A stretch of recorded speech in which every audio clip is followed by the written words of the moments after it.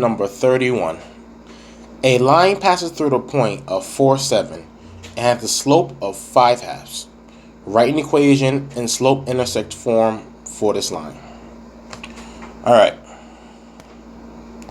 So, slope-intersect form is in the form of y equals to mx plus b.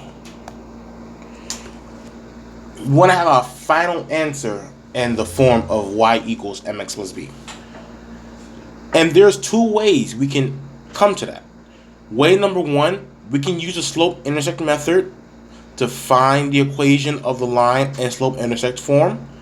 Or method two can be, way two, I don't know why I didn't write way two, can be using the point slope formula, as I call it, the point slope method. I'm going to show you guys both ways. Let's use the slope-intersect method first, right? So, I have y equals mx plus b, where m is your slope, and the b is the y-intercept. In this case, I don't have a y-intercept, but I have a slope. My slope is 5 halves. I also have an x and a y value by looking at my coordinate. My point has the x value of 4 and the y value of 7. So I can plug in the slope, the x value of 4, the y value of 7, to find the y-intercept.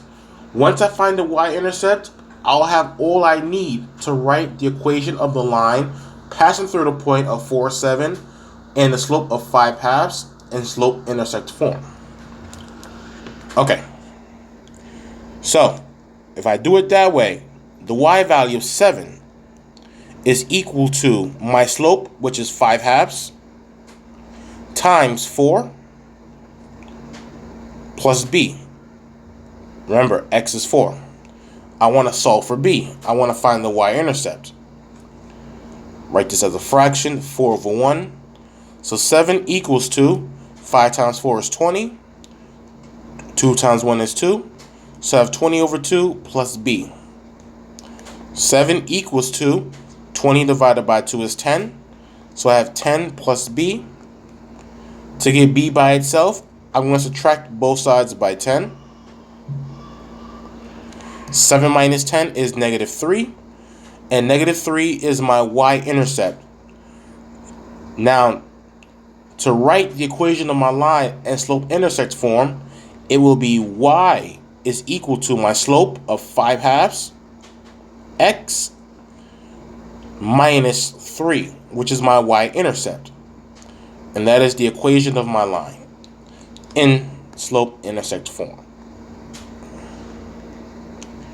Okay.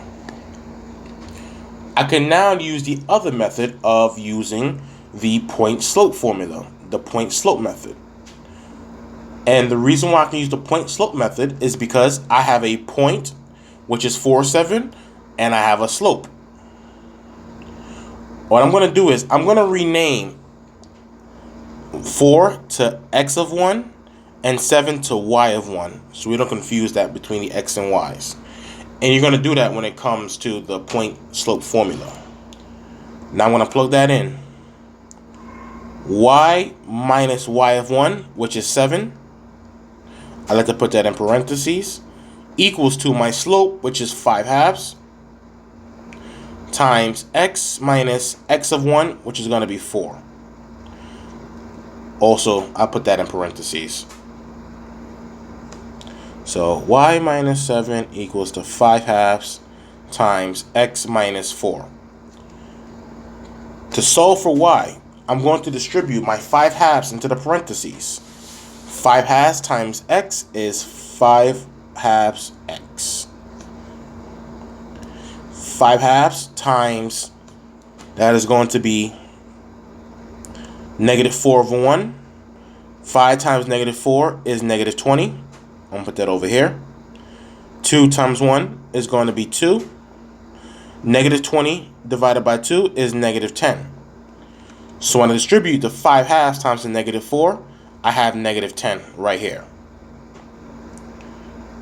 And that's going to equal to y minus 7.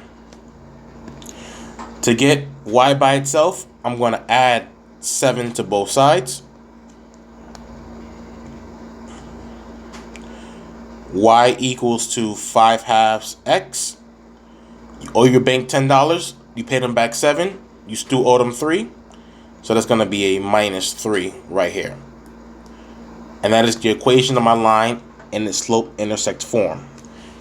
And as you notice, these two are equal to each other. So those are your two different ways of approaching that problem. Choose the way that you feel most comfortable with, and stick to that. But I do advise how to solve this both ways. All right, guys, take care.